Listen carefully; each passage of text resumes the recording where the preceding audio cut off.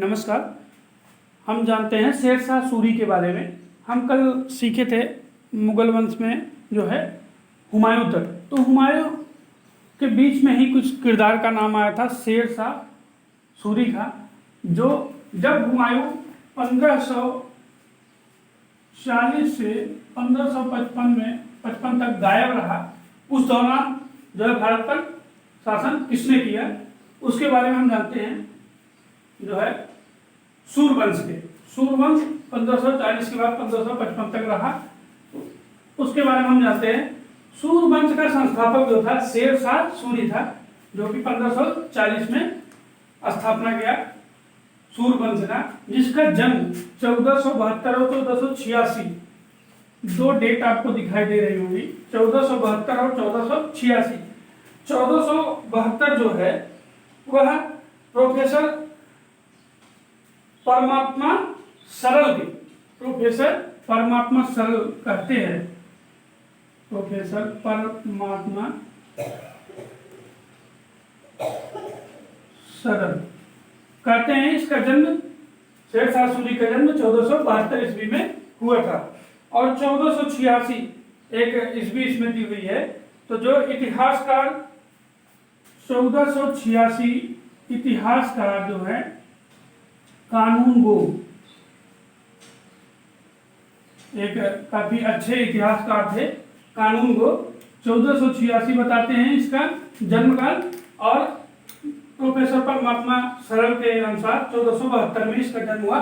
तो इससे कोई क्वेश्चन नहीं पूछता, क्योंकि मतभेद है इसके जन्म में। प्रोफेसर परमात्मा सरल कहते हैं 1472 ईस्वी में इसका जन्म हुआ, और जो है इतिहासकार कानून को कहते हैं 1486 में इसका जन्म हुआ।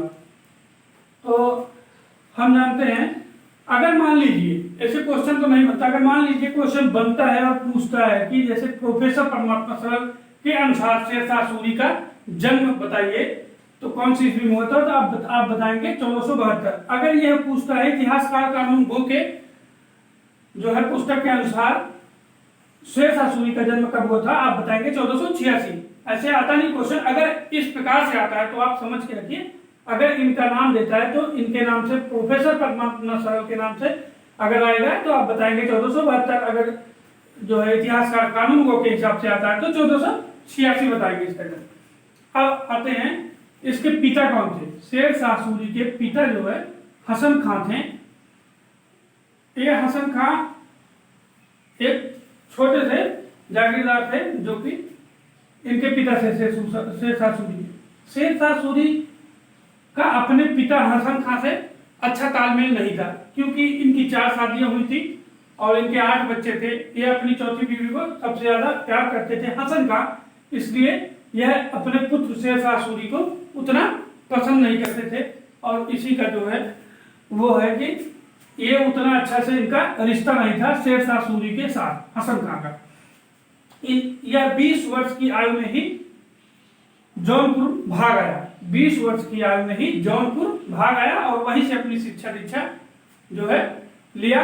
काफी अच्छा जो है अरबी फारसी और जो है सीखा, और काफी अच्छा व्यक्तित्व रहा इसका, यहाँ पर अच्छी पढ़ाई हुई। और इसी का जो है जौनपुर का ही योगदान है, जो कि शेरशाह सूरी को इतना बुद्धिमान बनाया, जो कि आगे चल के काफी चीजों का निर्माण करवाया, अच्छी अच्छी चीजें लाई। यह शेरशाह सूरी ही द्वारा किया गया। और फिर इसके बाद 1497 से 1518 तक अपने पिता के साथ फिर जौनपुर में जब शिक्षा लिया, शिक्षा लेने के बाद 1498 से 1518 ईस्वी तक अपने पिता हसन खां के साथ यह लगा रहा, जो है उनका सहयोग किया शासन करने में, क्योंकि इसकी शिक्षा दीक्षा अच्छे से पूरी हुई थी जौनपुर में। तो 1498 से 1518 तक अपने पिताजी के साथ हसन खां के साथ रहा। फिर कुछ ही दिन बाद यह जो है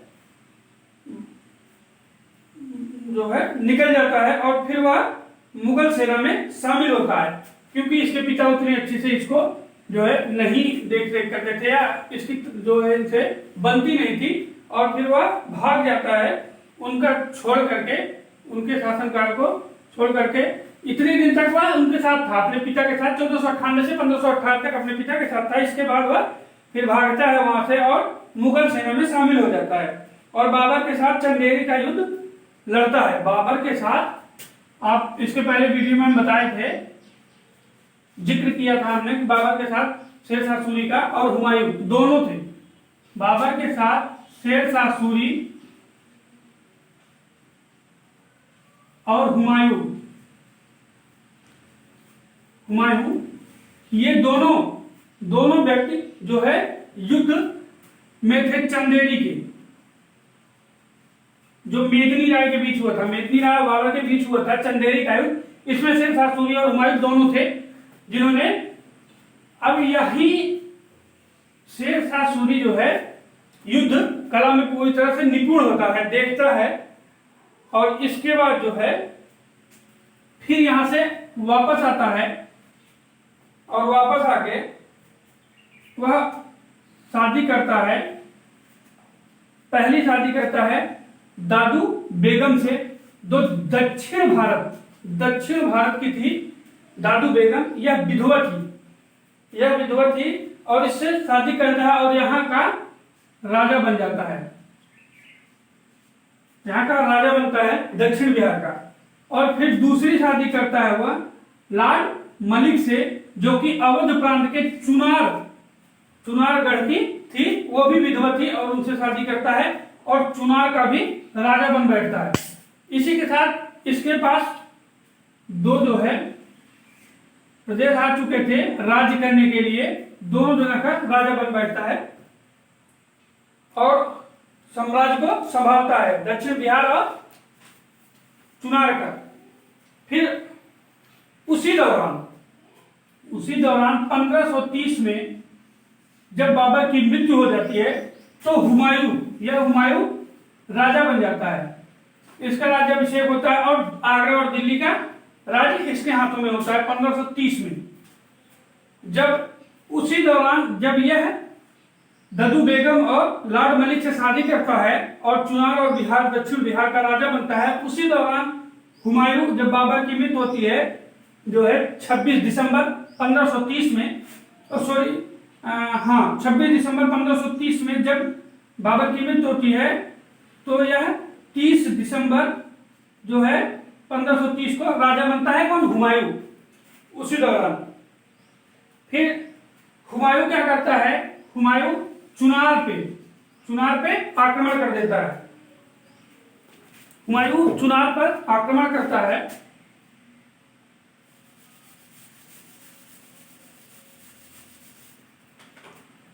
हुमायूं जो है चुनार पर आक्रमण करता है। उस समय चुनार का जो है राजा शेरशाह सूरी होता है। क्यों? लॉर्ड मलिक से शादी कर चुका था, वो विधवा थी, उनके पति मर चुके थे। यह इतना चालाक था, पढ़ा लिखा था, शिक्षित था और उसे शादी कर लेता है और चुनार का राजा बन बैठता।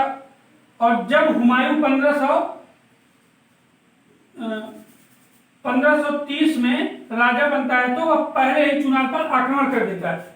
और जब चुनार पर आक्रमण करता है तो काफी दिन घेराबंदी कर रखता है और युद्ध नहीं करता। तो उस दौरान संधि होती है शेरशाह सूरी और हुमायूं के बीच। हमने आगे बताया था हुमायूं के चैप्टर में, आप देख सकते हैं पीछे जाके। तो हुमायूं के जब बारे में हम उनके व्यक्तित्व के बारे में बता रहे थे, उस दौरान हम बताए थे हुमायूं ने यह युद्ध लड़ा था चुनार का और संधि कर ली थी। यही हुमायूं की सबसे बड़ी गलती थी। और फिर 1534 में सूरगढ़ का जो है युद्ध लड़ता है। 1534 में सूरगढ़ का युद्ध लड़ता है शेरशाह सूरी और बंगाल को जीत लेता है। फिर से बंगाल को जीत लेता है। और अब शेरशाह सूरी के पास 3 जो है राज्य करने के लिए मिली थी, दक्षिण बिहार, अवध का चुनार और पश्चिम बंगाल को। इन तीनों को जीत लेता है, इसको जीत लेता है बंगाल को। और ये दोनों तो पहले से इसको विरासत में मिल चुकी थी, क्योंकि दादू बेगम और लॉर्ड मलिक से जो विधवा थी शादी कर चुका था। दक्षिण बिहार की थी दादू बेगम और लाड मलिक जो थी अवध चुनार की थी। तो यह तीनों प्रांत इसको मिल जाते हैं राज्य करने के लिए शेरशाह सूरी को। और फिर जो है एक महान युद्ध लड़ा जाता है, चौसा का युद्ध, जो हम कल बताए थे, चौसा का युद्ध। जब हुमायूं के बारे में हम सीख रहे थे तब हमने बताया था चौसा का युद्ध, है ना। तो चौसा का युद्ध 1539 में लड़ा जाता है, जिसके बारे में हम कल ही बता चुके थे। 1539 में लड़ा जाता है और शेरशाह सूरी की उपाधि धारण करता है यही से शेर खान जो है, इसका बचपन का नाम फरीद, आप नोट कर लेंगे। शेर खान का बचपन का नाम, शेरशाह सूरी का बचपन का नाम था फरीद। अब ये क्वेश्चन जो है पूछा जाता है वनडे एग्जाम वगैरह में कि शेरशाह सूरी का बचपन का नाम क्या था, तो आप वहां पर लिखेंगे फरीद। इसके बचपन का नाम था, शेरशाह सूरी का बचपन का नाम था फरीद। और चौसा के युद्ध में जो है शेरशाह की उपाधि धारण करता है और हुमायूं को यहीं से 1539 में ही हुमायूं को पराजित करता है। चौसा का युद्ध हुमायूं और शेरशाह, कल हमने बताया भी था कि यह भागा था नदी में, निजाम खान नामक भिश्ती ने इसको बचाया था हुमायूं को। तो इसमें ज्यादा जोर देने की जरूरत नहीं है, हम अगले जो है क्लास में बता चुके हैं। तो चौसा इतना ही केवल समझते जाइए कि सूरी के बारे में हम बता रहे हैं। तो दोनों के बीच में युद्ध हुआ था, तो हुमायूं के भी चैप्टर में यह आया था और शेरशाह सूरी के भी चैप्टर में यह आएगा, क्योंकि चौसा का युद्ध शेरशाह सूरी के द्वारा और हुमायूं के बीच में हुआ था। तो आप शेरशाह सूरी को पढ़ रहे हैं, चौसा का युद्ध 1539 में, और यही हुमायूं को हरा दिया और फिर हुमायूं भाग गया।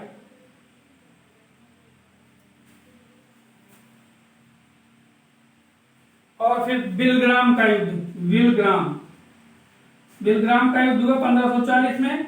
और फिर 1540 में जो है इसने पूर्ण रूप से अपने आप को स्वतंत्र किया और जाकर आगरा और दिल्ली पर राज करने लगा। कौन? शेरशाह सूरी। क्योंकि हम कल बताए थे 1540 से 1555 तक मुगल वंश का खात्मा हो चुका था। 1540 से 1555 तक मुगल वंश का खात्मा हो चुका था। उस समय कौन राज्य कर रहा था भारत पे? तो वह था सूरवंश चला था, शेरशाह सूरी द्वारा राज किया गया। हालांकि 4-5 साल बाद शेरशाह सूरी मारा जाता है युद्ध के दौरान, उसके बारे में अभी आगे बताएंगे। पर उसके ही वंशज, उसके ही पुत्र 1555 तक शासन करते रहे। और 1540 से जब हुमायूं भागता है, 1555 में दोबारा आता है, उस दौरान सूरवंश जो है भारत में चला। मुगल वंश का पूरी तरह से पतन हो गया और समाप्त हो गया। फिर लड़ा जाता है मालवा का युद्ध 1542 में। मालवा का युद्ध 1542 में लड़ा जाता है, नोट कर लिए यहां तक।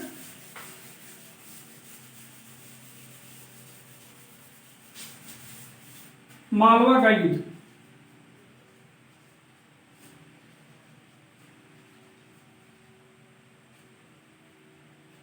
1542 ईस्वी में मालवा का युद्ध लड़ा जाता है और यह शेरशाह सूरी द्वारा जीत लिया जाता है। शेरशाह सूरी विजयी होता है। फिर जो है राजा पूरनमल से, फिर इसके बाद राजा पूरनमल से जो है संधि कर लेता है। राजा पूरनमल से शेरशाह सूरी संधि कर लेता है और फिर उनसे कहता है कि आक्रमण करता है और उनसे कहता है कि मैं जो है पत्र लिखता है कि आप संधि कर लीजिए। और राजा पूरनमल उस संधि के लिए तैयार नहीं थे, क्योंकि उनको पता था कि यह शेरशाह सूरी घात कर सकता है, हमारे साथ जो है द्रोह कर सकता है, गलत कर सकता है। और शेरशाह सूरी उनको जो है आश्वासन देने के लिए कुरान पर हाथ रखकर कसम खाई कि हम आपको जब आप संधि कर लेंगे तो हम आपसे जो है कोई नहीं करेंगे गिला शिकवा, हम आपको मारेंगे नहीं, हम आपके पत्नी और पुत्रों को नहीं मारेंगे, आपकी जनता को नहीं जो है परेशान करेंगे, आप हमसे संधि कर लीजिए। इसके लिए बकायदा उन्होंने कुरान पर शेरशाह सूरी ने हाथ रख के कसम खाया था। और फिर यही से शेरशाह सूरी कलंकित होता है। कैसे होता है इसके बारे में हम बताते हैं, आप ध्यान दीजिए। शेरशाह सूरी के जीवन में पहला कलंक और काफी बड़ा कलंक लगा, क्योंकि वह काफी पढ़ा लिखा था, अच्छा, जौनपुर से उन्होंने शिक्षा ग्रहण की थी उसके ऊपर यही कलंक लगता है कि जब वह कुरान पर हाथ रख के कसम खाता है अपने एक सूबेदार के सामने और उनको पत्र भेजता है, और फिर जैसे ही राजा को जो है संधि मंजूर होती है और संधि करते हैं, तो उसके बाद जो है उन्होंने राजा टेंट में जाकर रहने लगते हैं, और फिर रात में शेरशाह सूरी जो है टेंट को घेर लेता है और उनको जो है मार देता है। जब वो जान जाते हैं कि हमारे टेंट को घेर लिया गया, हमारे तंबू को घेर लिया गया चारों तरफ से शेरशाह सूरी द्वारा, तो राजा अपनी पत्नियों को कहीं कहीं किसी पुस्तक में मिलता है कि वो खुद जो है मार देते हैं, किसी पुस्तक में मिलता है उन्हें जौहर करने के लिए विवश करते हैं, और वो जौहर कर लेती है और खुद जो है शेरशाह सूरी द्वारा मारे जाते हैं। और जिस सूबेदार के सामने शेरशाह सूरी ने शपथ लिया था कुरान पर हाथ रख के, वह इतना ज्यादा अपने आप को ग्लान जो है करता है और वह खुद ही जो है आत्महत्या कर लेता है कि शेरशाह सूरी जो है इतना अच्छा पढ़ा लिखा शासक है, और इसके बाद उसने जो है कुरान पर हाथ रख के इतनी बड़ी झूठी कसम खाई, और यहीं से शेरशाह सूरी का जो है जीवन कलंकित होता है और वह मारा जाता है। इसके बाद हम जानेंगे, फिर इसके बाद कालिंजर का युद्ध हुआ। कालिंजर के युद्ध में जो है बुंदेलखंड के राजा थे कीरत सिंह, उनके द्वारा हुआ। फिर किले को घेर लिया और फिर आदेश दिया कि जो है यहीं पर कालिंजर के युद्ध में जो है उसकी मृत्यु होती है। कालिंजर का कीरतमल, राजा कीरतमल थे, उनको घेर लिया कीरतमल को। काफी दिन तक घेराबंदी चली, चारों तरफ से किले को घेर लिया गया, और फिर जब वह कीरतमल कोई जो है वो नहीं कर रहे थे लड़ाई के लिए और शेरशाह सूरी बाहर से चारों तरफ से घेर रखा था, तो शेरशाह सूरी ने कहा कि किले को तोप से उड़ा दिया जाए। और जब तोप से उड़ाया जाने लगा तो उसी तोप से निकला एक गोला जो किले के दीवार से टकराकर पुनः वापस आया और उनके रखे हुए जो बम वगैरह थे उसमें वापस गिरता है और विस्फोट हो जाता है, और वहीं से शेरशाह सूरी जो है घायल हो जाता है। और इसके बाद घायल अवस्था में पड़े पड़े वह पूछता है कि क्या हमने जो है विजय प्राप्त की या नहीं। फिर उसी दौरान जो है कुछ सैनिक किले में घुसते हैं और जीत हासिल करके आते हैं और शेरशाह सूरी को बताते हैं कि हम जो है विजयी हुए। और इसी दौरान शेरशाह सूरी अपने जो है त्याग देता है और वह मृत्यु प्राप्त होता है। यह सुन के सुखद समाचार सुन के कि हमने विजय प्राप्त की और मृत्यु प्राप्त करता है। अब इसके बारे में हम समझते हैं कि जब शेरशाह सूरी की मृत्यु हो गई तो सूरवंश को आगे कौन बढ़ाया। तो शेरशाह सूरी के पुत्र थे, दो पुत्र थे, आदिल खां और जलाल खां। पहला था आदिल खां और जलाल खां, दो पुत्र थे। आदिल खां बड़ा था तो शेरशाह सूरी चाहता था कि हमारा बड़ा बेटा राज करे भारत पे, पर जलाल खां को शेरशाह सूरी के ही जो भी सूबेदार थे छोटे छोटे कस्बे में राज करते थे वह जलाल खां को ज्यादा पसंद करते थे। तो जलाल खां अपने भाई आदिल खां को जो है भगाकर खुद राज करता है। और इसके बाद जो है जलाल खां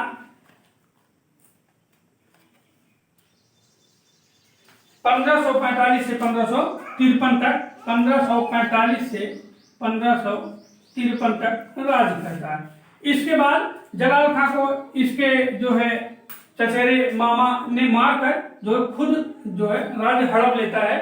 और इसके अपने इसलिए जो जलाल खां इतना, अब इसकी बात आई है तो हम थोड़ा सा विस्तृत बता देते हैं, क्योंकि जलाल खां जो था काफी क्रूर जो है राजा था।